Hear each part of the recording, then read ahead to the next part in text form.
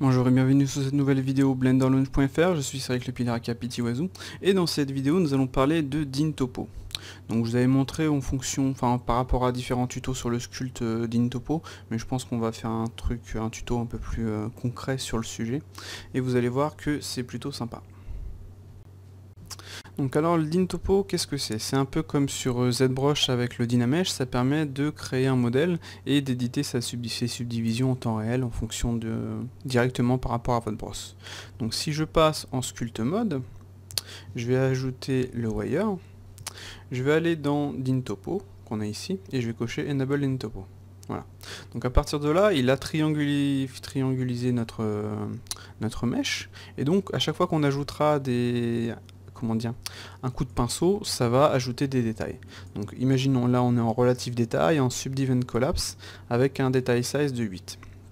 Donc si je trace un trait, vous voyez, ça nous a ajouté des détails. Le tout en triangle, on voit que c'est caca, mais ça on s'en fout, c'est vraiment pas un problème. Si on zoome en relative détail, toujours avec le detail size, vous voyez, ça va nous faire un truc comme ça. On va ajouter au fur et à mesure des détails. Voilà, jusqu'à l'infini, quoi. Si je zoome encore, voilà. Et si on recule, ça va en enlever. Donc ça va en enlever parce que je suis en subdiv and collapse.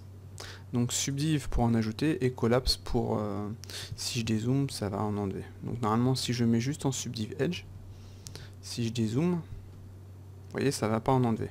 Par contre si je mets collapse edge par exemple, ça va en enlever. Si je zoome, ça ne va pas en enlever. Donc si vous voulez que, en zoomant et en dézoomant que ça change le nombre de les subdivisions, il faut mettre subdiv and collapse.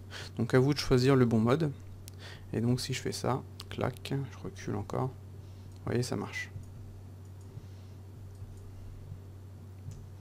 Voilà, et si je zoome, ça en ajoute. Voilà. Donc la forme, c'est parce que je suis en crease, et je vais me mettre en brosse. On peut zoomer, voilà, lisser je veux dire, pour avoir quelque chose un peu plus clean. Voilà, voilà. Donc c'est comme ça que cela fonctionne. On a donc le detail size qui va nous donner la valeur. Donc imaginons je veux un detail size de 24 par exemple. Vous voyez, clac. Si je zoome, ça va en ajouter comme ça. Donc plus le detail size sera haut, plus les subdivisions seront grosses, comme on peut le voir là. Plus le detail size sera bas, voilà, 6, plus les subdivisions seront denses, on va dire, élevées, pour être exact. Voilà. Donc c'est vraiment à vous de faire attention en fonction de ce que vous voulez faire.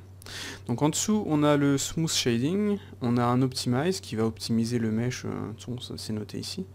Clac, si je laisse mon stylet, recalculer le BHV des sculptures pour améliorer les performances. Donc BVH, si je ne me trompe pas, c'est par rapport à la RAM, etc. quoi.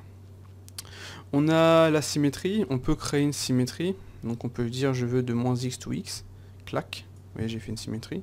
Si je veux de plus x to moins x, clac, là j'aurais fait une symétrie, et donc ça c'est plutôt sympa. Donc quand on a fait un modèle qu'on a perdu un peu de sa symétrie, on fait ça, puis là, voilà, c'est corrigé. Donc là j'ai montré l'utilisation qu'on avait précédemment sur Blender au niveau de DinTopo, c'était donc le relative détail, et maintenant on a le constant détail qui revient plus à quelque chose de logique pour moi, parce que ça permet de, d'augmenter les subdivisions au fur et à mesure, ou de les descendre. Et la différence c'est que quand on va zoomer, ça va garder le détail. Imaginons on a un détail size de 9, vous voyez ça va donner ça. On va zoomer, le detail size n'aura pas changé. On va dézoomer, pareil, le detail size n'aura pas changé. Donc ça c'est vraiment bien. Après par la suite vous pouvez bien entendu descendre le detail size au fur et à mesure pour continuer de modifier votre mèche. Voilà, blablabla. Vous allez pouvoir affiner, vous allez pouvoir lisser, faire vraiment ce que vous voulez. Si je dézoome par exemple, on va prendre le crease, voilà. On va faire un truc comme ça. Voilà. On peut zoomer. Donc comme c'est que du tri, des triangles, ce qui est bien, c'est qu'on n'aura pas d'artefacts à cause de mèches à étoiles, etc. quoi. Ou si vous faites une surface qui est bien faite, vous n'aurez vraiment pas de problème. Et vous aurez des surfaces relativement clean. Vous voyez, comme on peut le voir, ça marche plutôt bien, quoi.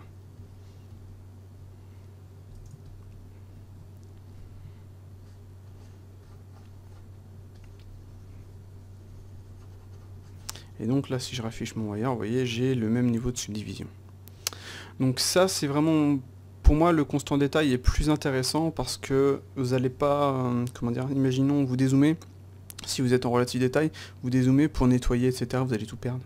Alors que le constant détail, il va garder les détails, et au fur et à mesure que vous aurez besoin de plus de détails, vous allez partir ici, par exemple, et vous allez faire un truc comme ça. Bon, là, j'étais un peu loin, je vais annuler. Donc, virgule 10, on va mettre à 1. Voilà, c'est un peu plus détaillé. Et on va pouvoir, vous voyez, comme ceci, affiner les différentes parties. Voilà. Donc on n'a pas besoin de combiner, enfin finaliser l'ensemble, etc. C'est là tel quel. Si je dézoome, je fais un petit lissage, vous voyez, je vais avoir quelque chose de bien, quoi. Et c'est ce qui est plutôt cool avec Dyntopo, et le fait que ce soit en triangle, c'est qu'on peut avoir vraiment quelque chose de bien. Et là, je mets ma brosse. J'ai la puissance de ma brosse qui est à 0. Vous allez pouvoir affiner, faire votre sculpte, etc. Après, il y a d'autres choses que je n'ai pas encore montrées. Dans le Dyntopo, vous avez le détail float fill. Voilà. Le détail float fill, ça va nous faire en sorte, comment dire, que le mesh complet récupère le niveau de détail qu'on a dans le détail size. Donc là, mon détail size est à 1. Si je le mets, on va le dire à 2, et je fais détail float fill, le mesh complet, après calculation, va passer en itération 2. Donc en détail size 2, je veux dire. Avec partout le même détail size. Donc il faut l'utiliser vraiment avec parcimonie parce que ça peut poser des problèmes. Après, ce qu'on peut voir aussi, c'est... Moi, c'est un truc que j'avais demandé aux devs, mais ils n'ont pas voulu le faire. C'est de faire un lissage quand on utilise le détail float fill. Parce que là, vous voyez, on va être obligé de corriger l'ensemble du mesh pour avoir quelque chose de plus clean, quoi. Ou alors, on va devoir partir en... Comment dire, avec un autre niveau de subdivision. On va mettre le strange à 0. Vous allez voir. Si je fais ça, ça va nettoyer la subdivision, entre guillemets. On va baisser le niveau de subdivision. On va pouvoir faire un lissage. Comme ça.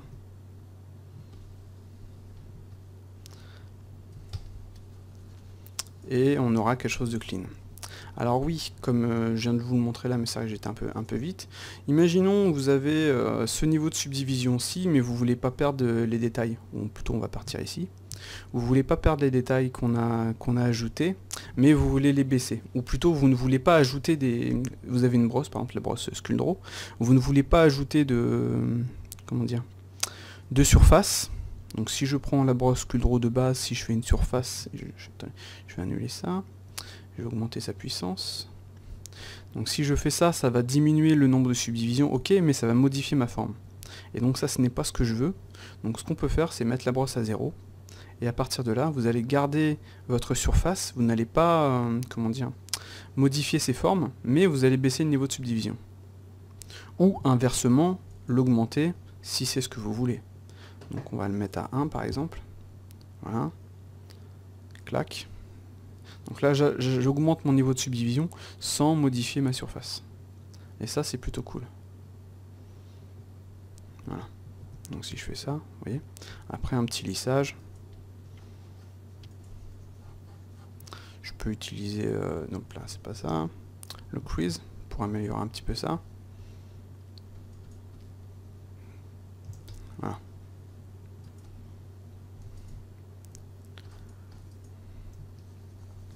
Et je peux lisser par la suite. Donc bien entendu, comme j'ai un certain niveau de subdivision, le lissage ne va pas modifier le niveau de subdivision. Donc ça c'est cool. C'est-à-dire que là je suis à 1, là je suis à 3, si je fais un lissage, ça va pas modifier mon celui de 3. Par contre si je trace avec l'outil brosse par exemple qui est à 0, ou avec un 1, ou un... Voilà, si je trace là ça va modifier. Voilà. Donc ça c'est plutôt cool. Un autre truc sympa aussi quand on est en Dyntopo, si on est en constant détail, ce qu'on peut faire c'est utiliser le Subdiv Edge. Alors le Subdiv Edge, lui ce qu'il va faire c'est qu'il ne va pas collapser les edges, il va vraiment les subdiviser, ce qui fait que quand on est en crease par exemple, on va faire ça, Vous voyez, il va pas collapser les edges les uns à côté des autres, enfin les uns sur les autres. Par contre, il va rapprocher tous les, comment dire, tous les points, et il va en ajouter là où c'est nécessaire. Je vais vous montrer assez proche. Vous voyez, il ajoute au fur et à mesure quand même des points pour éviter qu'il y ait une trop grosse distance par rapport à ce qu'on a là. Et ça permet de faire quelque chose de vraiment, vous voyez, vraiment pincé, quoi. Après, bien entendu, on peut lisser, mais sinon, si on fait un truc comme ça, par exemple, voilà.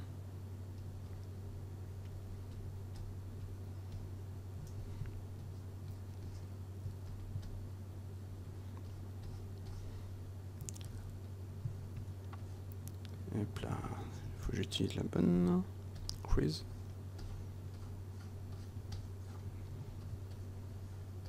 Vous voyez, c'est vraiment plutôt pratique et sympa.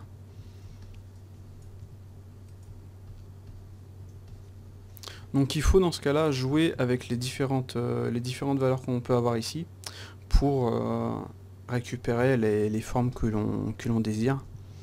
Donc là par exemple je vais faire un subdiv and collapse. Bon, par contre il est un peu trop fort. Enfin un subdiv tout court je veux dire. Par contre si je remets subdiv and collapse par exemple, là ça va collapser les points. Donc en fonction de ce que vous voulez faire, le truc c'est de faire un subdiv and collapse d'abord pour avoir quelque chose d'homogène, comme ceci, et ensuite passer directement en subdiv edge pour finaliser. Voilà. Après un petit lissage.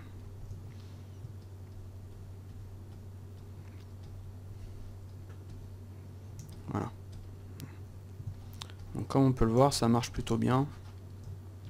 Et on peut aller vraiment au niveau des détails que l'on veut. On n'est pas forcément... Enfin, on est limité quand même en fonction de son PC, de la RAM qu'on a, etc. Mais de base, ça marche plutôt bien, quoi. Donc d'après certains sur les forums, ça fait... comment dire, le DIN topo est limité à 2 millions de polys, mais ça dépend vraiment des gens, ça dépend des machines. Mais c'est vrai qu'au bout d'un certain moment, le DIN topo, enfin on sent que ça commence à ramer un petit peu, quoi. Donc plus X tout moins X, je peux faire asymétrie. On va attendre qu'il finalise le truc. Voilà. Voilà. Et ça c'est plutôt cool, quoi. Donc après, bien comme je vous disais, on peut s'amuser à... Pouf, on va piquer le détail ici, on a 1,63, on va passer à 2 par exemple. On va mettre subdiv and collapse, j'ai dit 2, pas. Et utiliser la brosse pour venir, ou alors directement, j'annule, ajouter une symétrie en X pour venir ajouter les détails, quoi.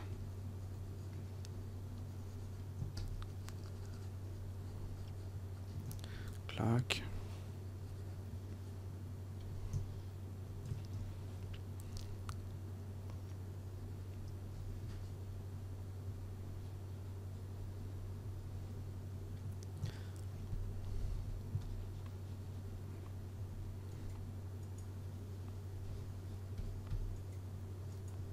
Vous voyez, on peut vraiment faire ce qu'on veut.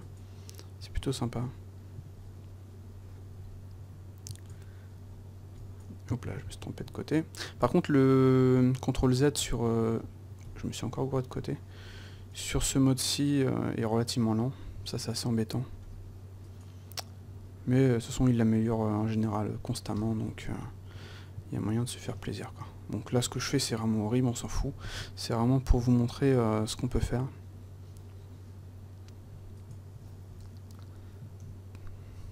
Donc on voit, j'ai changé de brosse, par exemple.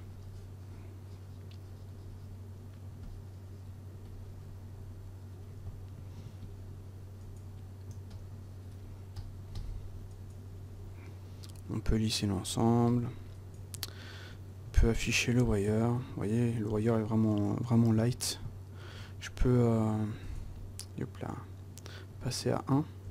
Clac. Utiliser le crease. Et venir finaliser mon truc, quoi. Donc l'erreur qu'on peut souvent faire, c'est vouloir partir sur une comment dire, sur une subdivision vraiment élevée dès le début. Ça peut vraiment nous poser problème par la suite. Donc faut vraiment éviter.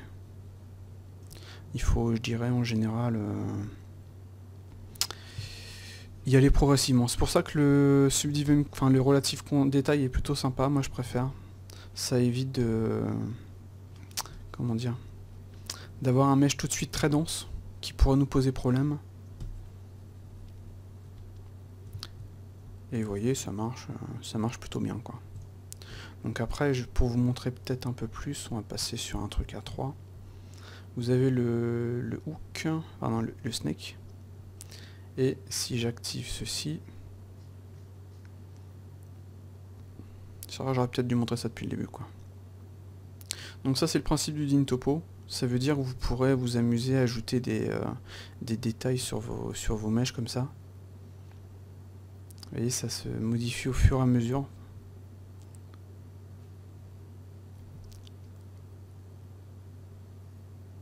Et c'est plutôt sympa. Après vous avez le blob, histoire de gonfler un petit peu le truc si nécessaire. Et hop là. Ah oui, il y avait... vous avez le front face only qui est plutôt sympa aussi. Ça permet d'éviter de toucher aux faces arrière. Vous voyez ?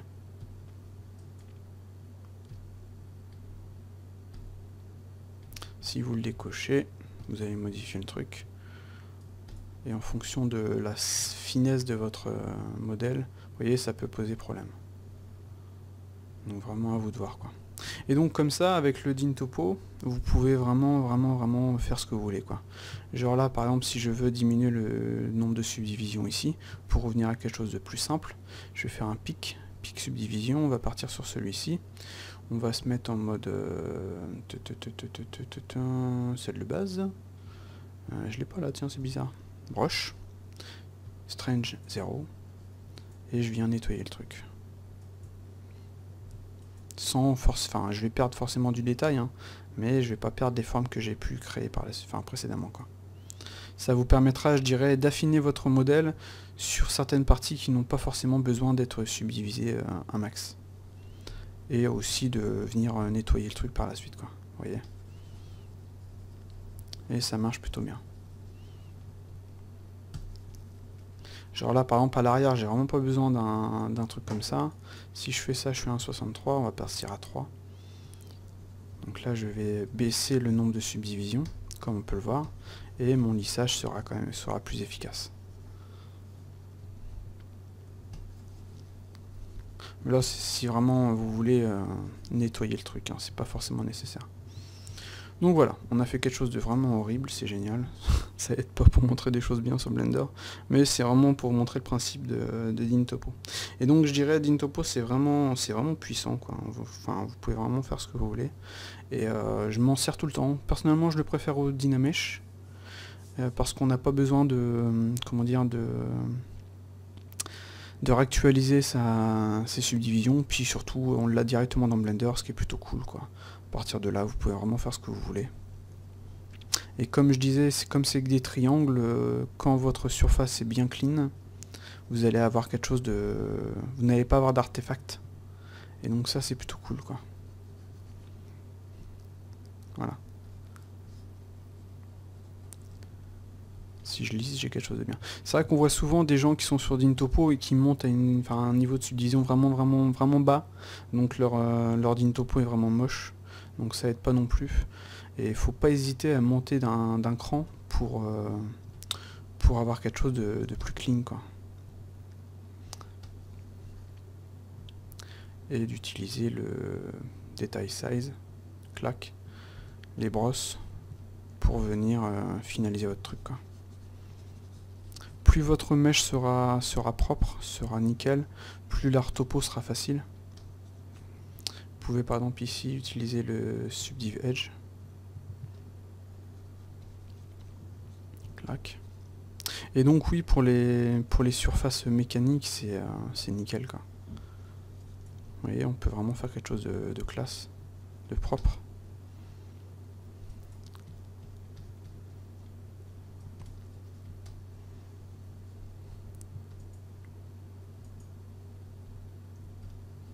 Vous pouvez bien entendu utiliser les courbes, choisir les courbes que vous voulez en fonction de la brosse.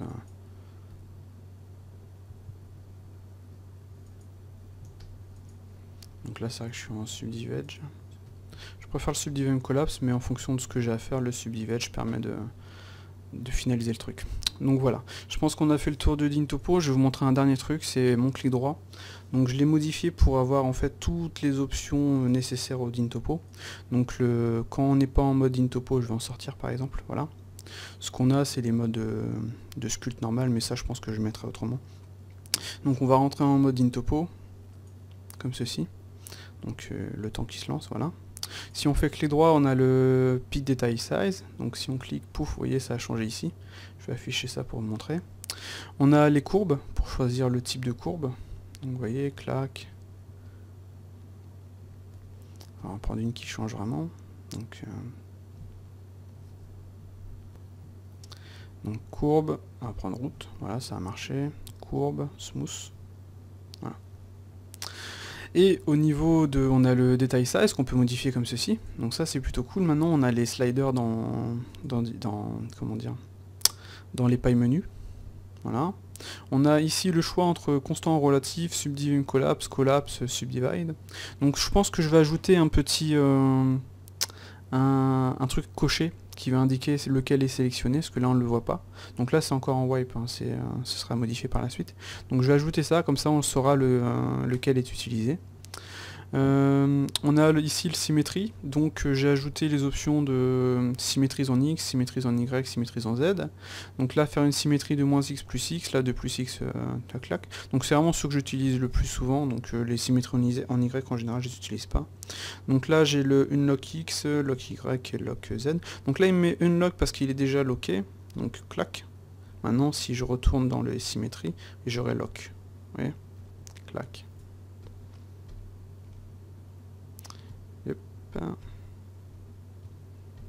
Voilà. Lock X. J'ai ajouté le flat shading. Donc voilà. Qui va nous donner ça. Alors je comprends pas pourquoi les gens préfèrent ce mode là. Hein. Je préfère vraiment le smooth shading pour sculpter. C'est plus clean, je trouve. Et comme on le voit, c'est sur le même sur le même bouton. Donc ça c'est un gain de temps. Donc j'ai l'optimize, histoire d'améliorer tout ça en RAM.